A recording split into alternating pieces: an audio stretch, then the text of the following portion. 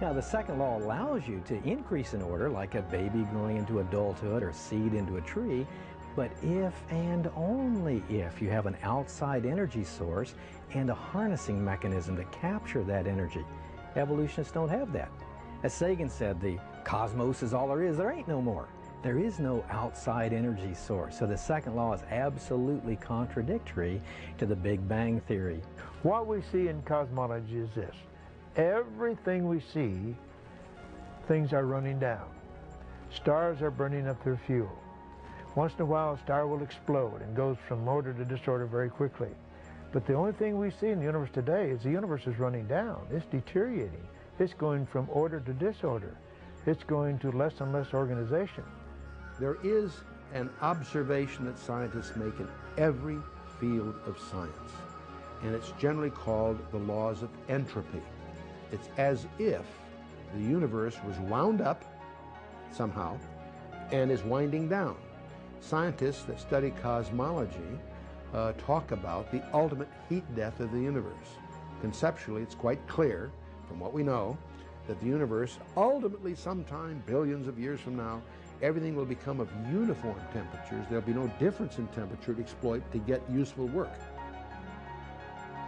That the universe had to be designed and ordered in the finite past has not escaped the attention of secular scientists. NASA scientist Robert Jastrow wrote, "The second law of thermodynamics, applied to the cosmos, indicates the universe is running down like a clock. If it is running down, there must have been a time when it was fully wound up. The next obvious question is, who wound it up?"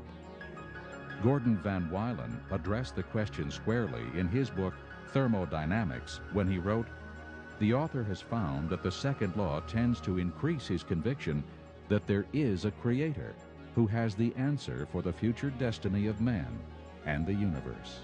We only see destruction, we never see innovation. And this, I think, is what the creationist model has been proposing all along, that in the beginning things were very good, they were perfect, just like God wanted. But then, as sin entered into the universe and God's curse on all of creation because of that sin, the wages of sin is death, not only in the physical life, but in the universe. Everything is dying. The sun is burning out, the moon's orbit is decaying. Everything is in this process of death and decay. Evolutionists and creationists agree now that the universe is finite. Space and time and matter had a beginning with the studies of Albert Einstein in the early 1900s on through this century. Scientists are in agreement that space, time, and matter did indeed have a beginning. 20th century science, embarrassingly, has confirmed the biblical view, because the great discovery in cosmology is that the experts have agreed that the universe had a beginning, and they call it a singularity. You see, the whole Big Bang idea really is, first there was nothing, and then it exploded. The fact that the universe is finite, that it had a start, is a key fact, but a very, very awkward fact for the evolutionist, because it really raises an issue they won't deal with, and that is what happened prior to that singularity. The creation model has always anticipated a finite universe. In the first verse of Genesis, we read, "In the beginning, God created the heavens and the earth." The Bible also states that time had a beginning. In 2 Timothy we read, "God, who has saved us and called us with a holy calling, not according to our works, but according to his own purpose and grace, which was given to us in Christ Jesus before time began." Amazingly, the Bible even explains entropy. "Of old, you laid the foundation of the earth, and the heavens are the work of your hands. They will perish, but you will endure. Yes, they will all grow old like a garment."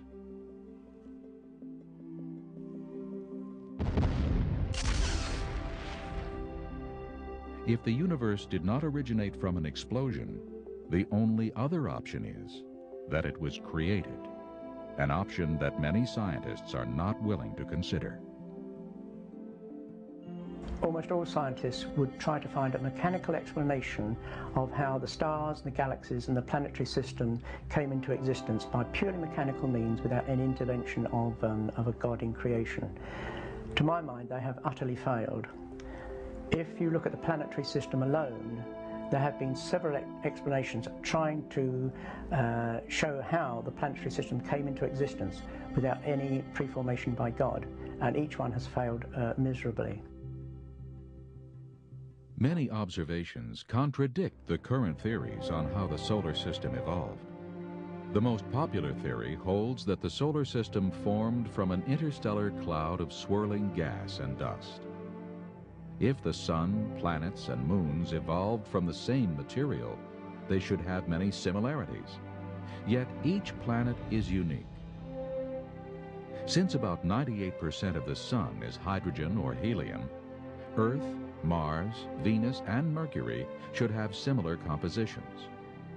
Instead, much less than 1% of these planets is hydrogen or helium.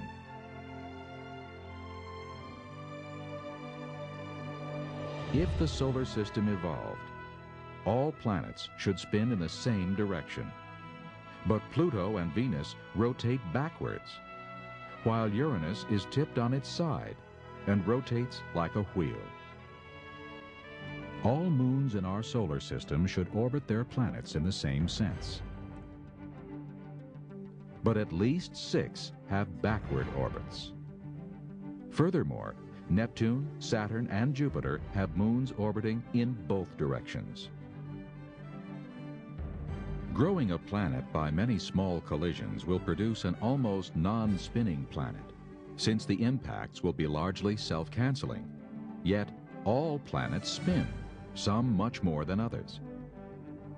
Growing a large, distant gaseous planet such as Jupiter or Saturn poses an insurmountable hurdle for evolutionists, because gases dissipate rapidly in the vacuum of outer space. And even young stars, similar to our Sun, do not have enough orbiting hydrogen or helium to form even one Jupiter. Scientists have no answer as to why 4 planets have rings, or why each planet is so unique. Theories on the moon's origin are also completely inadequate. The moon's elements are too dissimilar to those of Earth's, and its orbital plane and circular orbit offer strong evidence that the moon was created in its present orbit. There is no evidence that the planetary system could have come about by mechanical means. However, the more that scientists began to look at the amazing universe that they inhabited, they began to realize that there were certain factors that were simply very, very fine-tuned for the existence of man, of molecules, of organic life. And the more they looked, the more they realized that we are in effect on really quite a knife edge, and there are many, many indications that this universe has been very specially designed and man is at the very center of it. If we try to model the universe as we know it, as we try to build a mathematical model that reflects what we know, we quickly discover there are thousands of parameters and ratios that if you adjust them even a little bit, life is impossible.